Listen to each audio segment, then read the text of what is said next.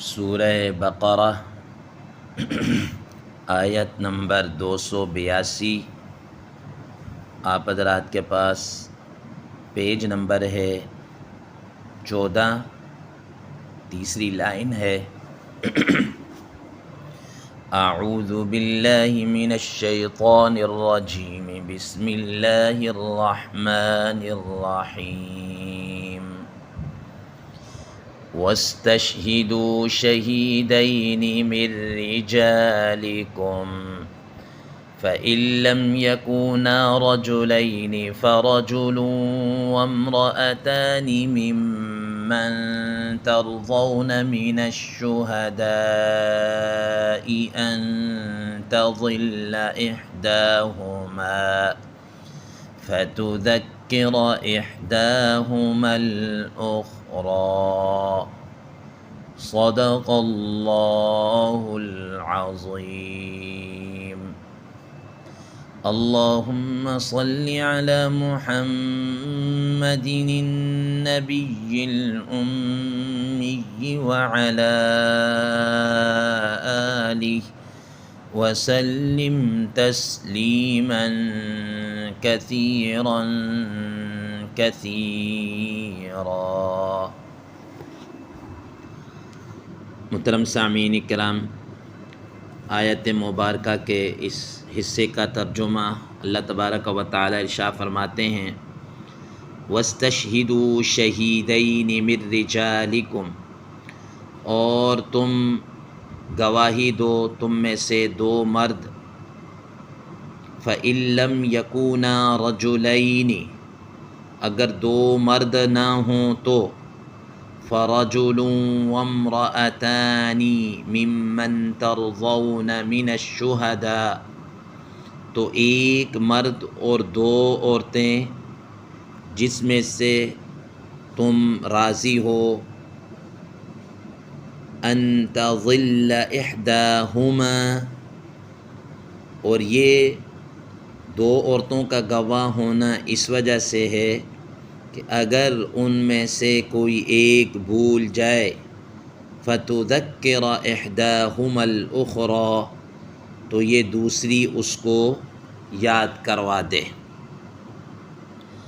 محترم سامعین کرام، آپ حضرات کے سامنے اس آیت مبارکہ اور اس رکوع کے اندر تین باتوں کا بیان کیا گیا تھا۔ ایک دستاویز سے متعلق، دوسرے نمبر پر گواہوں سے متعلق، تیسرے نمبر پر رہن سے متعلق۔ یہ تین چیزیں اس رکوع میں بیان کی جا رہی ہیں۔ پہلی چیز دستاویز سے متعلق آپ حضرات کے سامنے آ چکی کہ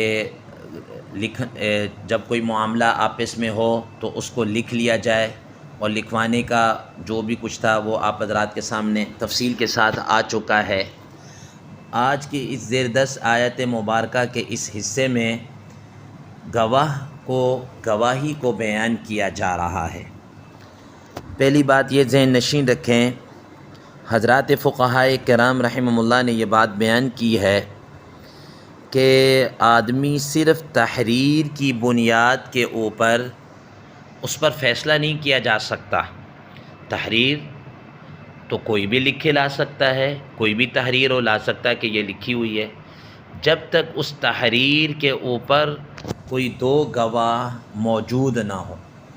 یہی وجہ ہے کہ آپ دیکھ لیجئے کہ ہمارے ہاں عموماً جو اسٹامپ پیپر ہوتے ہیں یا رجسٹری ہوتی ہے، وہاں پر جہاں بیچنے والا، خریدنے والا، سیلر اور کیا کہتے ہیں پرچیزر جو بھی ہے، اس کے ساتھ ساتھ دو وٹنس کے بھی سگنیچر ہوتے ہیں، دو وٹنس کے بھی سگنیچر ہوتے ہیں کہ ہر صفحے کے اوپر سگنیچر ہوتے ہیں کہ یہ معاملہ، یہ تحریر یہ ان کے درمیان میں ہوئی ہے، ان دونوں کے درمیان یہ معاملہ ہوا ہے، اور اس کے اوپر ان گواہان کے سائن ہوتے ہیں کہ گواہ نمبر 1 بھی اور گواہ نمبر 2 بھی، ٹھیک ہے۔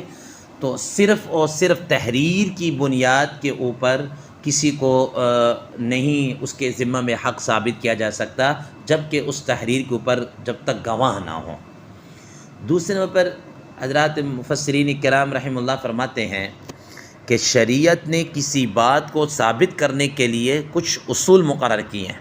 کوئی بات جو ثابت ہوتی ہے، مثال کے طور پر کہ سب سے پہلا یہ ہے کہ کوئی بات گواہوں کے ذریعے سے ثابت ہوتی ہے، بات نمبر اقرار کے ذریعے سے ثابت ہوتی ہے، بات تحریر کے ذریعے سے کیا ہوتی ہے، ثابت ہوتی ہے۔ نبی کریم صلی اللہ تعالیٰ علیہ وسلم نے اسی وجہ سے یہ بات ارشاد فرمائی ہے کہ البینۃ علی المدعی والیمین علی من انکرہ، البینۃ علی المدعی والیمین علی من انکرہ، کہ قسم مدعی کے ذمہ میں ہے، مدعی جس نے دعویٰ کیا ہے، جس آدمی نے یہ دعویٰ کیا ہے کہ یہ جناب اعلیٰ اس آدمی نے میرا حق دینا ہے، تو اس کے ذمے ہے کہ اس نے دعویٰ کیا ہے حق کے وصول کرنے کا، تو اس کے ذمہ ہے کہ اب ثبوت، پروف، وٹنس یہ بندہ لے کر آئے گا، یہ بندہ لے کر آئے۔ تو دوسرے اگر کسی وجہ سے کسی آدمی کا ثبوت، پروف نہیں ہے، اب جناب اعلیٰ دوسرے میں فرمایا کہ جو آدمی انکار کر رہا ہے وہ اس کے ذمہ ہے کہ وہ قسم اٹھائے۔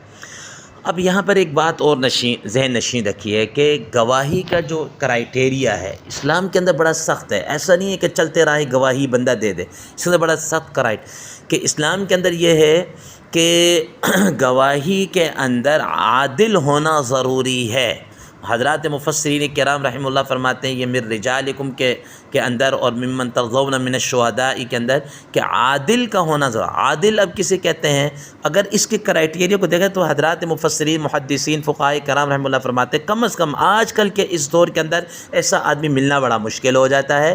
مثال کے طور پر کہ عادل ہونے کے لیے یہ ہے کہ وہ آدمی برسر بازار عام طور پر ننگے سر نہ پھرتا ہو، برسر بازار کھاتا پیتا نہ ہو، اسی طریقے سے باجماعت نماز پڑھتا ہو، نماز اس سے کوئی اکا دکا رہ جائے جماعت سے تو وہ ایک الگ، لیکن جان بوجھ کے جماعت کو نہ چھوڑنے والا ہو۔ ہمارے ہاں تو اب کل نماز ہی نہیں پڑھتے یہ۔ اب اس کرائٹیریا کو دیکھا جائے تو گواہ کا نکلنا بڑا مشکل۔ اس میں شریعت نے جو مسئلہ رکھا نا بھی گواہ ہو اور یہ ہو اور یہ کیا کہتے ہیں اپنا نہیں کرا تو انکار کرنے والا قسم اٹھا لے، یہ سمپل ہی کیوں رکھا ہے کہ جس آدمی جس کے اندر اتنی خدا خوفی ہوگی وہ غلط معاملہ یا غلط بات کبھی بھی نہیں کرے گا، ٹھیک ہے نا۔ تو اس وجہ سے پھر آگے بات رہی کہ دو گواہوں کا ہونا ضروری ہے۔ اگر کسی وجہ سے دو گواہ نہیں ہیں، پھر آگے فرمایا ایک آدمی اور دو عورتیں ہوں۔ اچھا، اب یہاں پر یہ بات ذہن نشین رکھیں کہ عورتوں کی گواہی ہمارے ہاں عموماً مقدمات دو طرح کے ہوتے ہیں۔ ایک مقدمہ بعض ہوتے ہیں جو دیوانی ہوتے ہیں، بعض ہوتے ہیں جو فوجداری ہوتے ہیں۔ فوجداری مقدمات، دیوانی مقدمات۔ فوجداری مقدمات آپ یہ کہہ لیجئے کہ شریعت کے اندر فوجداری مقدمات میں جیسے حدود و قصاص ہو گیا، زنا ہو گیا، یہ فوجداری مقدمات ہیں۔ ان کے اندر عورتوں کی گواہی بالکل بھی قابل قبول نہیں ہے۔ عورتیں اگر گواہی مثال کے تو یہاں دو عورتیں کہ نا چار چھوڑ کے 400 عورتیں بھی آ جائیں۔ آپ کو پتہ ہے کہ زنا کے اندر گواہی قرآن مجید میں خود سورہ نور کے اندر بِأَرْبَعَةِ شُهَدَاء 4 کی گواہی لگائی ہے۔ اب عورتیں 4 کی بجائے 400 آ جائے تو ان کی گواہی کا کوئی اعتبار نہیں ہے۔ کیونکہ آپ حضرات کے علم میں انشاءاللہ سورۃ نور میں آگے جا کے پڑھیں گے کہ گواہی کے اندر، اس قسم کی گواہی کے اندر بعض چیزیں ایسی ہوتی ہیں بیان کرنا پڑتی ہیں، بیان دینا پڑتا ہے جو خواتین عام طور پر اپنی شرم اور حیا کی وجہ سے نہیں دے پائیں گی، کہ قاضی ان سے، جج ان سے سوال کر سکتا ہے کہ زنا کیا ہوتا ہے، کیسے کیا ہے، کب کیا ہے، ٹھیک ہے نا۔ اس کی تو بڑی شرائط ہیں، تو وہ عورت ان چیزوں کو نہیں بیان کر سکتی فطری حیا کی وجہ سے۔ خیر یہ ایک الگ بات ہے، اس کو انشاءاللہ وہاں پر ڈسکس کریں گے۔ تو ان مقدمات کے اندر عورتوں کی گواہی بالکل بھی قابل قبول نہیں ہے۔ محترم سامعین کرام، عام مقدمات کے اندر عورتوں کی گواہی مردوں کے ساتھ قبول کی جائے گی، لیکن کچھ معاملات ایسے ہیں جو صرف عورتوں سے ریلیٹڈ ہیں، وہ عورتوں ہی کے متعلق الگ اس میں گواہی عورتوں کی قبول کی جائے گی۔ مثال کے طور پر کہ ایک عورت ہے، اس نے بچے کو دودھ پلایا ہے، اب کوئی عورت کہ اس نے اس کا دودھ پیا ہے نہیں پیا، یہ ایسے معاملات ہیں کہ جو عورت اس پر ہو سکتی، یہ بچے کی ڈیلیوری ہوئی ہے، اس عورت سے ہوئی ہے نہیں ہوئی ہے، یہ ایسی چیزیں ہیں کہ جن پر عموماً مرد مطلع نہیں ہوتا، عورتیں کیا ہوتی ہیں، مطلع ہوتی ہیں۔ ان میں صرف تنہا عورتوں کی بھی گواہی قابل قبول ہے، لیکن عام معاملات کے اندر صرف عورتوں کی گواہی قابل قبولی جب تک مردوں کی نہ ہو۔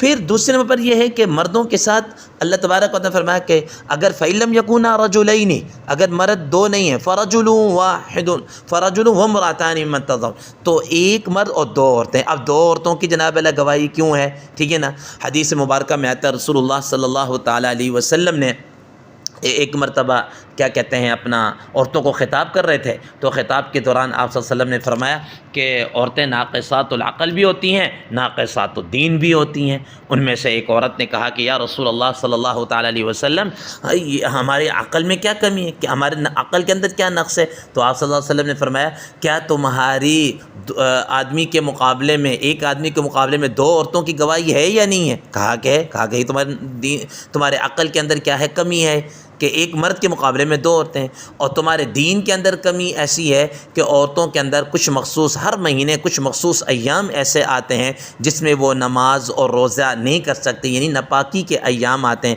تو فرمایا کہ یہ ہے کہ نہیں؟ کہا ہے یہ تمہارے دین کے اندر کیا ہے، کمی ہے۔ اب یہاں پر یہ عورتوں کی جو رکھی ہے کہ دو عورتیں ہونی چاہیے، ایسا کیوں؟ خود قرآن مجید اس کو بیان کر دیا، ان تضل احداہما فتذکر احداہما الاخری، کہ ایک بھول جائے گی تو دوسری اس کو یاد کرا دے گی۔ عورتوں کے اندر اللہ تعالیٰ نے بھول کا، نسیان کا مادہ بنسبت مردوں کے زیادہ ہے۔ عورتیں ویسے بڑی باتیں کر لیں گی، بڑی باتونی قسم کے ہوں گے، لیکن ان کو کام کی باتیں بس اوقات بھول جاتی ہیں۔ تو ایک واقعہ ہوتا ہے، اس کے مختلف پہلو ہوتے ہیں، بات بیان کر دی، بات پہلو رہ گیا تو دوسری عورت اس کو کیا کر دے گی، یاد کروا دے گی کہ بھئی ہاں یہ بات بھی ہوئی تھی، یہ بات بھی، تو ہاں وہ بتا دے کہ یہ بات بھی ہوئی ہے، ٹھیک ہے نا۔ تو ان تضل ہے، ایک بھول جائے تو دوسری اس کو کیا کر دے، یاد کروا دے گی۔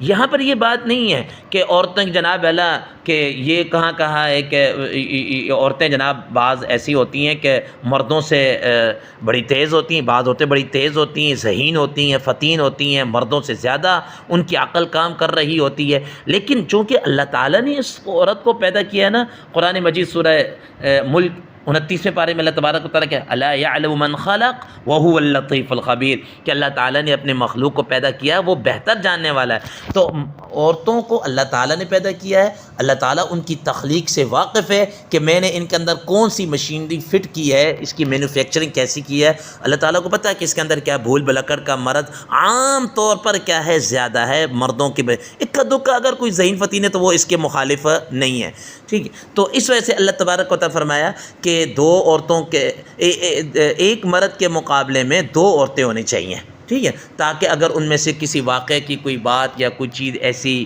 رہ جائے تو وہ اس کو کیا کر سکے، یاد دہانی کروا سکے، اور یاد دہانی کروا کے فرمایا ان تضل احداہما فتذکر احداہما الاخری، کہ ان میں سے اگر ایک بھول جائے گی تو دوسرے اس کو کیا کر دے گی، یاد کرا دے گی کہ یہ بات ہے۔ آگے جناب والا بشہداء سے آگے مزید کہ شہادت کے متعلق بھی اور کیا کہتے ہیں کہ تحریر کے متعلق کچھ مزید باتیں جو آگے آیت مبارکہ کے اگلے حصے میں آ رہا ہے، انشاءاللہ عظیم پھر اس کو پڑھیں گے۔ اللہ تبارک و تعالیٰ سے دعا ہے اللہ تبارک و تعالیٰ ہمیں اس پر عمل کرنے کی، سمجھنے کی توفیق عطا فرمائے۔ وآخر دعوانا ان الحمد للہ رب العالمین۔